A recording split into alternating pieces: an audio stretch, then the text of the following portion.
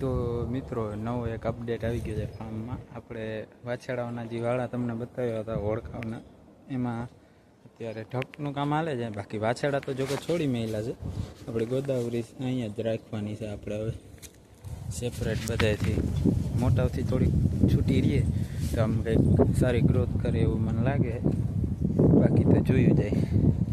અને અહીંયા તો અત્યારે હાલમાં ગોદડું રાખેલ છે, એટલે અહીંયા આ પાઇપનો ડેલી કરી નાખવાની છે. અને અંદર જઈને બધું આ ગોદડું એક થોડુંક પડી જાય છે, તો ગોદડું હમું કરીને અહીંયા ગોદાવરી ગોદાવરી ગોદાવરી ગોદાવરીનો લુક એવો આવે છે.